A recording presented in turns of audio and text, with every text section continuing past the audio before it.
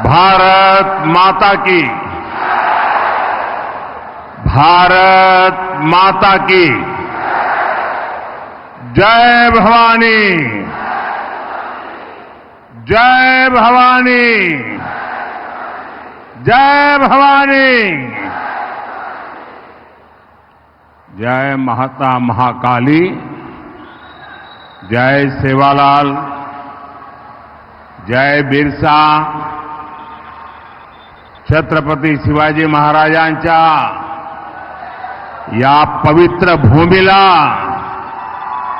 मी हृदयपूर्वक नमस्कार करतो. स्वराज्य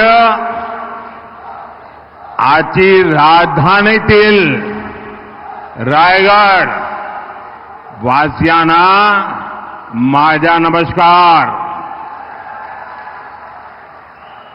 मेरा सौभाग्य है कि आज एक बार फिर मुझे रायगढ़ की इस मिट्टी को नमन करने का अवसर मिला है. रायगढ़ से मेरा एक आत्मीय संबंध है, एक भावात्मक संबंध है. 2013 में जब भाजपा ने मुझे पीएम पद का उम्मीदवार बनाया था, तब मैंने रायगढ़ किले में छत्रपति शिवाजी महाराज की समाधि पर जाकर उनका आशीर्वाद लिया था. जैसे कोई भक्त भगवान की मूर्ति के आगे बैठता है, वैसे ही छत्रपति शिवाजी महाराज की समाधि के सामने बैठकर मैंने राष्ट्र सेवा के लिए उनसे आशीर्वाद मांगे थे. रायगढ़ एक ऐसी पवित्र जगह है जो देश की भावनाओं से जुड़ी है. अभी कुछ ही दिन पहले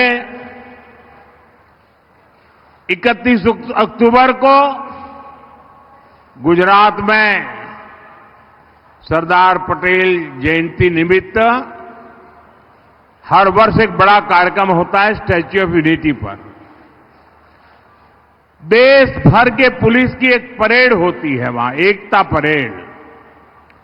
उस एकता परेड के मुख्य कार्यक्रम में, उसकी पृष्ठभूमि में रायगढ़ के किलों को वहां बनाया गया था. और आज जब इतनी बड़ी संख्या में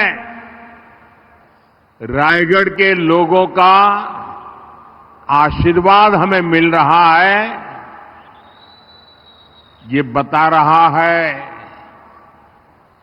कि महाराष्ट्र को अब विकास की नई ऊंचाइयां छूने से कोई रोक नहीं सकता है. साथियों, एक प्रकार से ये शहरी क्षेत्र बन गया है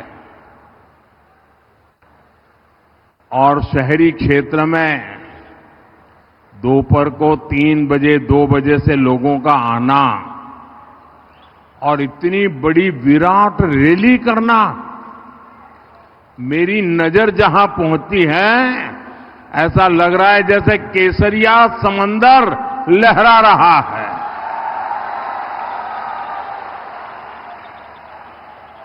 ये दृश्य अपने आप में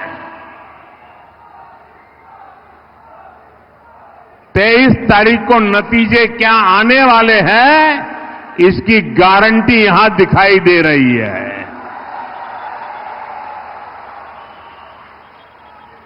आज महाराष्ट्र के कोने कोने से एक ही आवाज आ रही है, भाजपा महायुती आए तर गती आहे, महाराष्ट्राची प्रगति आहे। साथियों, आज क्रांति गुरु लहूजी वस्ताद साल्वे जी की जन्म जयंती भी है। मैं उनको भी नमन करता हूं। आज इस अवसर पर मैं महाराष्ट्र के सपूत लोक नेता दीबा पाटिल जी को भी श्रद्धांजलि देता हूं। उनका त्याग और बलिदान, उनका परिश्रम हमें महाराष्ट्र के संकल्पों को पूरा करने के लिए नित नई ऊर्जा देता है। साथियों, छत्रपति शिवाजी महाराज ने हमें स्वराज की शपथ दिलाई थी।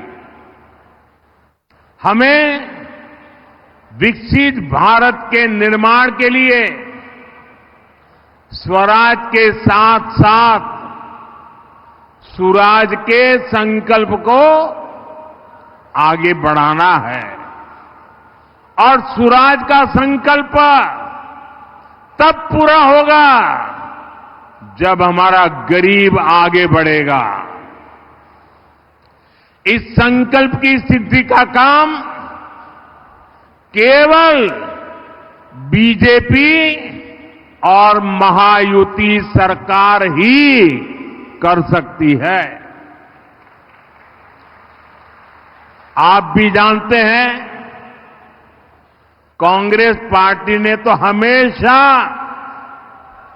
गरीब को गरीब बनाए रखने के एजेंडे पर ही काम किया है।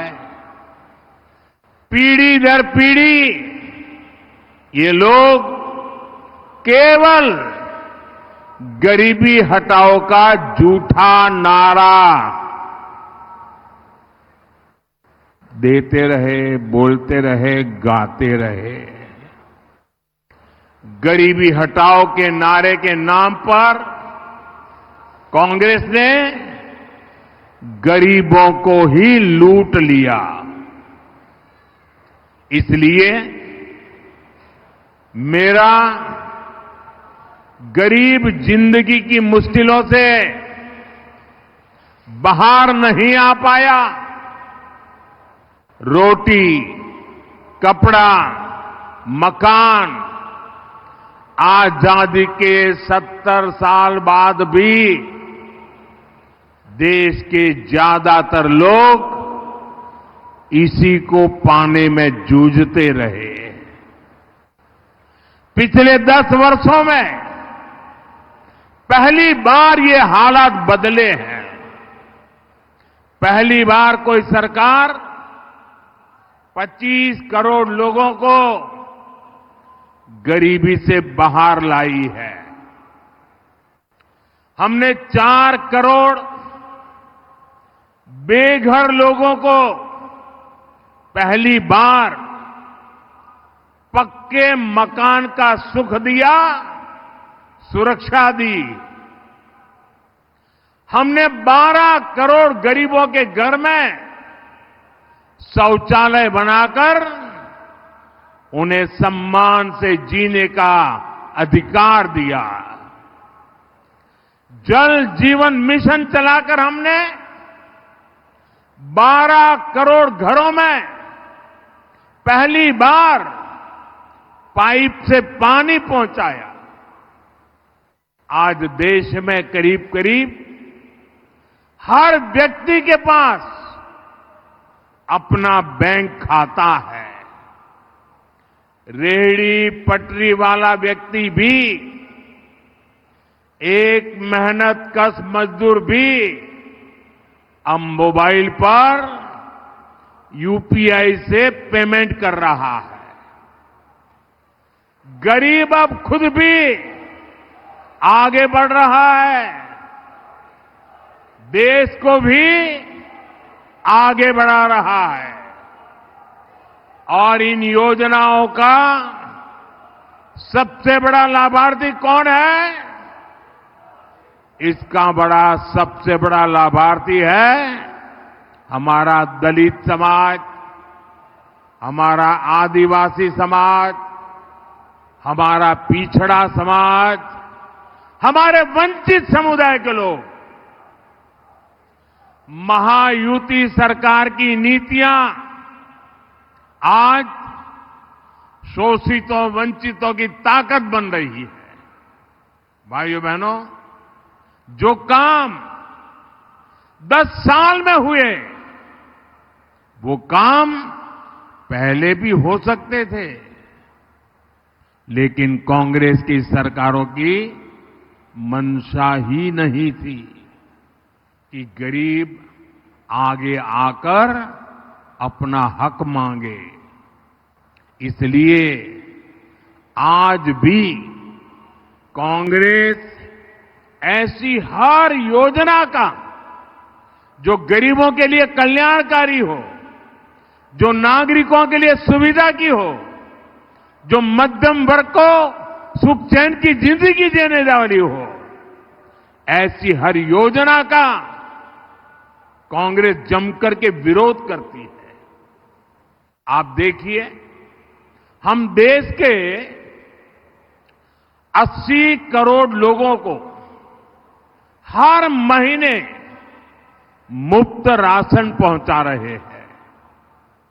हमारे यहां रायगढ़ में भी करीब 18 लाख लोगों को मुफ्त राशन मिल रहा है।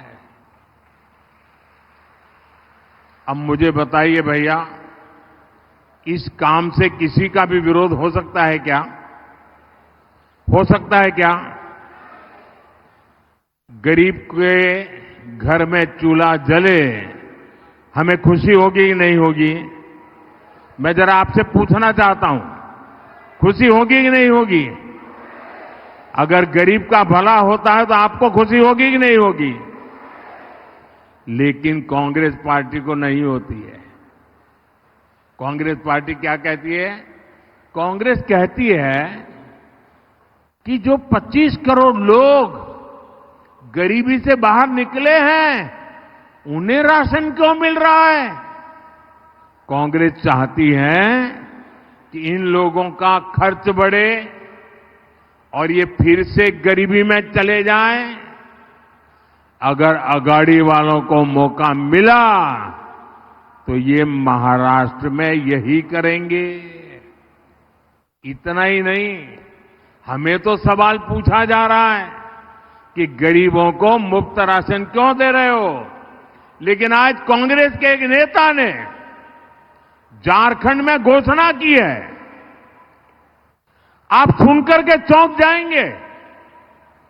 उसने झारखंड में घोषणा की है कि वे सस्ते गैस सिलेंडर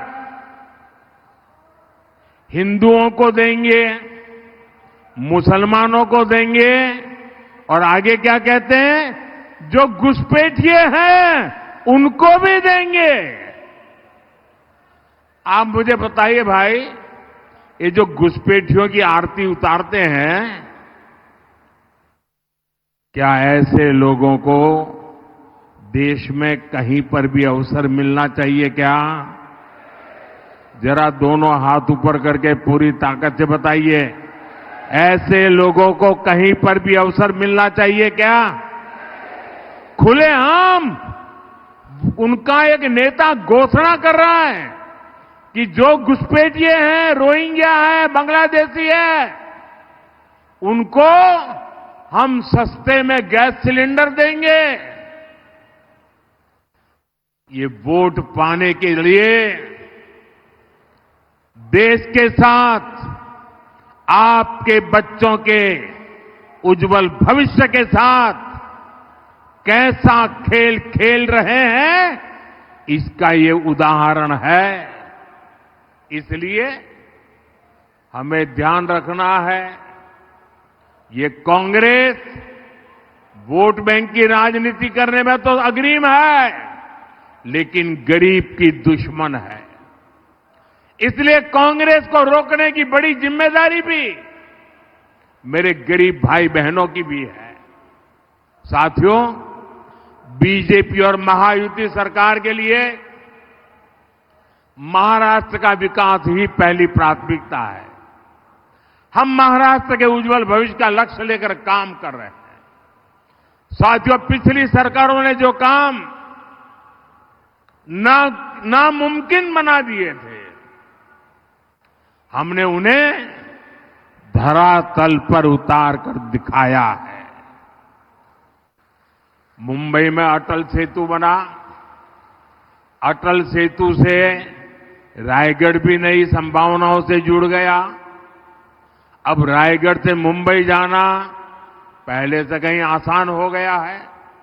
इसी तरह 20,000 करोड़ रुपए की लागत से बना रहा नवी मुंबई एयरपोर्ट, 80,000 करोड़ की लागत से बन रहा वाढवण पोर्ट, लगभग 50,000 करोड़ रुपए का समृद्धि महामार्ग, Mumbai coastal highway, Mumbai expressway, Panvel Karjat तक के रेलवे ट्रैक के दोहरीकरण का काम, इनसे पूरे महाराष्ट्र की तस्वीर बदल रही है।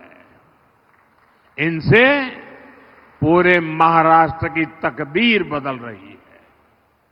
भाइयों और बहनों, आज हमारा रायगढ़ विकास की नई गाथा लिख रहा है। आप देखिए, तालोजान में 30,000 करोड़ की लागत से डेटा सेंटर पार्क एशिया का दूसरा सबसे बड़ा पार्क बन रहा है। रायगढ़ पनवेल आने वाले दिनों में डेटा और एआई का, आर्टिफिशियल इंटेलिजेंस का बहुत बड़ा केंद्र बनने वाला है। कलम्बोल में सेंटर ऑफ एक्सेलेंसी बनाया जा रहा है। यहां स्किल यूनिवर्सिटी भी खुल रही है। पनवेल में सेमीकंडक्टर सेक्टर में भी बहुत बड़ा निवेश आ रहा है। पालघर पोर्ट और जेएनपीटी पोर्ट से भी नए रास्ते खुलेंगे। यानी पनवेल, रायगढ़ और एक क्षेत्र भविष्य की संभावनाओं का नया सेंटर बनकर उभर रहा है। इससे महाराष्ट्र के युवाओं के लिए रोजगार के लाखों नए अवसर बनेंगे। महाराष्ट्र विकसित भारत का सबसे प्रमुख ग्रोथ इंजन बनेगा। साथियों, पनवेल रायगढ़ का ये पूरा इलाका समुद्री संपदा से भरपूर है। हमारी सरकार कोस्टल इकोनॉमी को सशक्त कर रही है, अपने मछुआरे भाई बहनों के लिए काम कर रही है। हमारे मछुआरे साथियों की आमदनी बढ़े, उन्हें समुद्र में कम से कम मुश्किलें हो, इसके लिए आधुनिक बोट से लेकर आधुनिक नेविगेशन तक की व्यवस्था की गई है। पीएम मत्स्य संपदा योजना के जरिए मछुआरों को हजारों करोड़ रुपए की मदद दी गई है। हमने मछली पालकों को किसान क्रेडिट कार्ड से जोड़ा है। प्रदेश की महायुति सरकार भी महादेव, कोली और आगरी समाज के लिए कई योजनाएं चला रही है। लगभग 450 करोड़ रुपए की लागत से कोंकण में 3 नए बंदरगाह भी बनाए जा रहे हैं। जीवना, हरनाई और साखरनाते में बनाए जा रहे बंदरगाह हमारे मछुआरे भाई बहनों की आमदनी बढ़ाएंगे। इन सारे प्रयासों से ब्लू इकोनॉमी को भी बढ़ावा मिलेगा। साथियों, आज हमारा भारत हर क्षेत्र में प्रगति के नए रिकॉर्ड बना रहा है, क्योंकि आज देश में महिलाओं को आगे बढ़ाने वाली सरकार महिलाओं के सशक्तिकरण के लिए काम कर रही है। हमारी सरकार ने गरीबों को घर देने के लिए पीएम आवास योजना शुरू की। हमने तय किया कि इस योजना के तहत मिलने वाले घरों की रजिस्ट्री घर की महिलाओं के नाम भी होगी। हमने देश भर में शौचालय बनवाए। ये कांग्रेस वाले उसका मजाक उड़ाते थे, लेकिन आज वही शौचालय करोड़ों माताओं बहनों के लिए इज्जत घर का काम कर रहा है और उत्तर प्रदेश में तो उसको इज्जत घर के नाम से जाना जाता है। साथियों, हमारी बहनें देश की आर्थिक प्रगति को गति दे रही है। केंद्र सरकार की मुद्रा लोन योजना का लाभ भी करोड़ों महिलाओं को मिल रहा है। अब हम 3 करोड़ महिलाओं को लखपति दीदी बनाने की योजना पर काम कर रहे हैं। और 3 करोड़ लखपति दीदी बनने का मतलब ये वन टाइम नहीं है। हर वर्ष उस दीदी की वार्षिक आय 1 लाख रुपए से ज्यादा हो, ऐसी व्यवस्था, ये काम 3 करोड़ लखपति दीदी बनाने का सपना है मेरा। ड्रोन जैसी नई टेक्नोलॉजी आज हमारे देश में उसकी चर्चा है। इसका लाभ भी महिलाओं को मिले, इसके लिए ड्रोन दीदी योजना का काम चल रहा है। माताओं बहनों, महाराष्ट्र में महायुति सरकार महिलाओं को डबल लाभ दे रही है। इसका उदाहरण है महाराष्ट्र की माझी लाड़की बहन योजना। और इससे आपके खर्चों में मदद मिलती है, अपने काम को आगे बढ़ाने में मदद मिलती है। लेकिन कांग्रेस और अघाड़ी वाले बहनों के लिए ये जो योजना बनी है, इसका भी विरोध कर रही है। इनके लोग इस योजना को रुकवाने के लिए कोर्ट तक चले गए थे। आप सोचिए, अघाड़ी वालों के इरादे कितने खतरनाक हैं। इसलिए मैं माताओं बहनों को विशेष आग्रह से कहता हूं, ये आपके भविष्य के हर चीज को रोकने के लिए इंतजार करते बैठे हुए हैं। और इसलिए अघाड़ी वालों को मौका न मिले, ये महाराष्ट्र की महिलाओं ने ठान लिया है।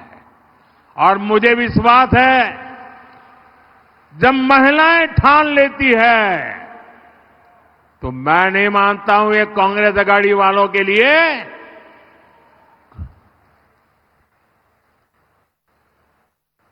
किसी के दरवाजे तक पहुंचने की हिम्मत रहेगी। साथियों, देश अब कांग्रेस की सच्चाई को भली भांति जान चुका है। इसलिए अब ज्यादातर राज्य में कांग्रेस का वजूद तक खतरे में है। कांग्रेस अपना वजूद बचाने के लिए सत्ता पाने के लिए कुछ भी करेगी। इसलिए कांग्रेस पार्टी अब समाज में जहर घोलने पर उतर आई है। इन्हें सबसे ज्यादा खतरा एसटी, एससी, ओबीसी के ताकतवर होने से, उनके आगे बढ़ने से कांग्रेस कांप जाती है, गुस्से में आ जाती है। कांग्रेस की मंशा है दलित, आदिवासी, पिछड़ा, जो आज उसकी एक पहचान बनी है, संगठित ताकत बनी है, वो जातियों में बिखर जाए, जाति जाति के बीच टक्कर शुरू हो जाए और ओबीसी कमजोर हो जाए, एसटी कमजोर हो जाए, एससी कमजोर हो जाए और कांग्रेस फिर से पुराने जमाने की तरह अपनी जड़ें जमा ले। दलित, पिछड़ा, आदिवासी आपस में अगर एक नहीं रहेंगे, अगर कांग्रेस की ये झूठी बातों में भ्रमित हो गए तो कांग्रेस इन सभी समाजों को तोड़ करके, बिखेर के दे करके वो सत्ता पाने का मौका ढूंढ लेगी। और इनके शहजादे ये विदेश में जाके कह चुके हैं कि उन्हें मौका मिला तो वो आरक्षण को भी खत्म कर देंगे। इसलिए आज कांग्रेस एसटी, एससी, ओबीसी की एकता को, उनकी एकजुटता को तोड़ने में जुटी है। कांग्रेस चाहती है एसटी की जातियां आपस में लड़े, कांग्रेस चाहती है एससी की जातियां आपस में झगड़ा करें, कांग्रेस चाहती है ओबीसी जातियों में आपस में टकराव हो जाए। इसलिए कांग्रेस आगरी जाति को उनको माली से लड़वाना चाहते हैं। ये लोग तांडेल जाति को कुंभार से लड़वाने के एजेंडा पर काम कर रहे हैं। हर समाज में भी ये जाति के आधार पर विद्वेष पैदा करना चाहते। मेरे प्यारे भाई बहनों, हमें इस षड्यंत्र से सावधान रहना है और हमें याद रखना है हम एक हैं तो सेफ है, हम एक हैं तो दोनों हाथ ऊपर करके पूरी ताकत से बोलिए ताकि समाज को तोड़ने वालों की नींद हराम हो जाए। हम एक हैं तो, हम एक हैं तो, हम एक हैं तो। साथियों, आप इस चुनाव में केवल अपना विधायक नहीं चुनेंगे, बल्कि आप महाराष्ट्र का भविष्य भी तय करेंगे। महाराष्ट्र का भविष्य महायुति सरकार के हाथों में सुरक्षित है। महायुतीचीच सरकार पाहिजे आप इतनी बड़ी तादाद में आए, हमें आशीर्वाद दिया। मैं आपका हृदय से बहुत बहुत आभार व्यक्त करता हूं। मेरे साथ दोनों हाथ ऊपर करके पूरी ताकत से बोलिए, भारत माता की, भारत माता की, भारत माता की। बहुत बहुत धन्यवाद।